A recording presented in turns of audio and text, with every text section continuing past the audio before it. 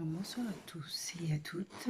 En l'occurrence, nous sommes le mercredi 29 janvier 2020 et il est 1h24 du matin.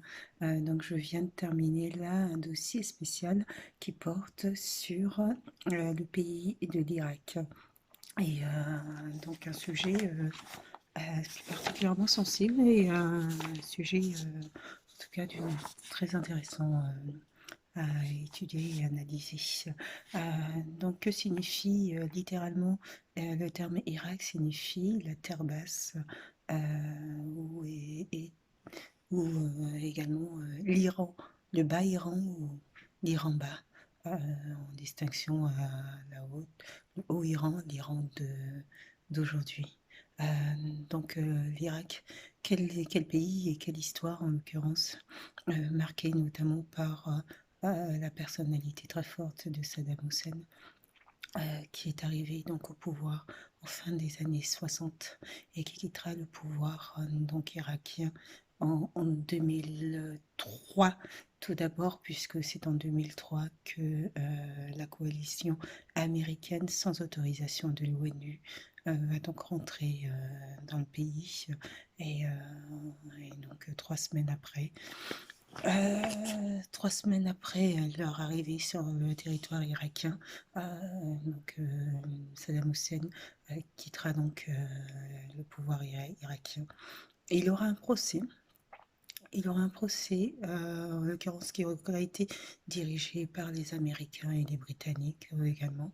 Un procès dans lequel on peut totalement douter de l'impartialité et du traitement qui a été fait en l'occurrence de Saddam Hussein, même si, euh, même si on ne peut que reconnaître les, crimes qui, en l'occurrence, euh, en tout cas qui lui sont imputés.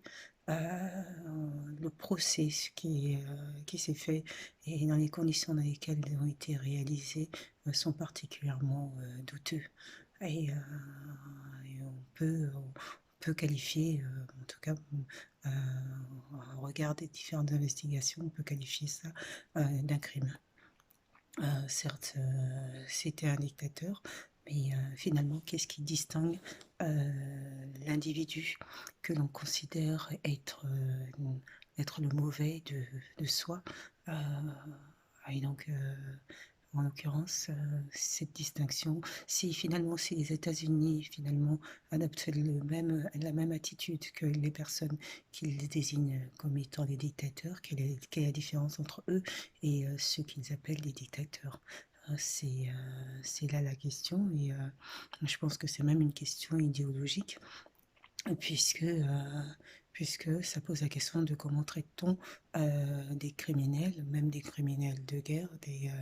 C'est pour ça que la Cour pénale internationale a été mise en place, justement pour ne pas que, notamment, les pays puissent s'éroger le droit comme ça, la vengeance sur la planète. Et donc, c'est un crime. En l'occurrence, un crime envers un dictateur, mais c'est un crime. Et d'autant plus que les trois avocats, à la suite, les avocats qui devaient le représenter ont été tués donc avant le procès. Donc il y avait véritablement une volonté de supprimer toute personne qui pouvait venir en aide, en l'occurrence, et donc défendre ses droits. Je rappelle également que les États-Unis sont intervenus sans le mandat, avec une coalition, et sans mandat de l'ONU en 2003. Donc, il y avait la possibilité, en tout pour des avocats, de pouvoir défendre face à une cour juste pouvoir défendre son dossier, mais tout, tout coïncide ou corrobore la thèse d'un procès déjà monté de toutes pièces et d'un homme qui a été tué, un dictateur qui a été tué, mais d'un homme qui a été tué. Donc après, sur sa politique Il y aura tout à revoir. Je pense que les Irakiens sont les mieux placés pour pouvoir en parler. Mais il y a un point, donc ça, ce sont les notes que j'ai pris quelques notes et dans ces notes, mais il y a une résolution moi, qui m'a interpellée. C'est la résolution 986, c'est dite de pétrole contre la nourriture. Donc en fait, en somme, l'ONU a autorisé Bagdad à vendre son pétrole pour pouvoir avoir de la nourriture et ainsi a levé l'embargo, un petit peu l'embargo qui était mis en place contre le pays. Euh, je ne sais pas pour vous ce que ça porte à réflexion, mais il n'y a pas de comparaison entre du pétrole et de la nourriture. En tout cas, cette résolution, moi, elle m'étonne et elle me choque. Euh, et donc, c'est vraiment donner une valeur différente à deux, deux matières qui n'ont pas du tout de comparaison à voir. Et c'est une forme d'exploitation. Et je pense que l'enjeu, comme l'enjeu peut être également au niveau de l'Iran et de la Libye. L'enjeu véritable, c'est le pétrole. Et en l'occurrence, l'Irak souffre d'une forme de persécution qui a permis de servir les intérêts euh, notamment d'autres pays pour l'exploitation du pétrole irakien. Donc ça fait partie des pays qui sont dans des zones comme ça, des pays où il y a des guerres par procuration, ou d'autres pays en l'occurrence, ben, jouent des coudes, je dirais, pour pouvoir exploiter le pétrole irakien. Et la disparition de Saddam Hussein rentre également dans cette volonté aussi que de supprimer toute forme, même si c'était un dictateur et personne ne peut le nier. Il y a une Cour pénale internationale et elle a été mise en place justement pour les crimes contre l'humanité. Et l'ONU n'avait pas mis de mandat.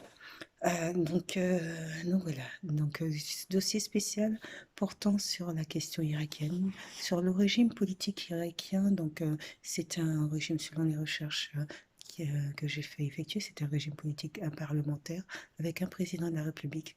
En 2019, il y a eu diverses manifestations qui ont abouti à la démission donc du Premier ministre. Et donc, le pays semble avoir des difficultés, en tout cas, du moins à pouvoir trouver maintenant un nouveau Premier ministre. Et ils sont en désaccord. Euh, bon, il semble qu'il faille un vote pour pouvoir nommer le Premier ministre. Dans les régimes parlementaires tels que l'Angleterre, c'est la reine qui nomme le Premier ministre en se basant simplement sur le parti majoritaire donc au sein du Parlement. Euh, ça évite ces difficultés.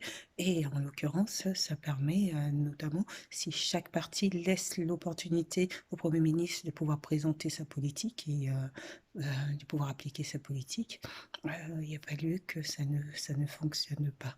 Donc en l'occurrence, l'Irak est actuellement bloqué sur cette question donc de la nomination ou du vote du Premier ministre. Et diverses questions également que j'aborde également dans ce dossier spécial sur les revendications faites par les manifestants, notamment sur la lutte contre la corruption également, et un nouveau système, régime politique. Donc voilà, donc je vous conseille de lire donc ce dossier spécial qui porte sur la question irakienne, donc, en reprenant bien sûr l'historique du pays, parce que le passé éclaire le présent et éclaire aussi les attitudes de chacun et chaque pays également. Donc un pays qui est en proie surtout à des guerres de procuration. Bonne soirée à tous et puis je vous dis à bientôt. Au revoir.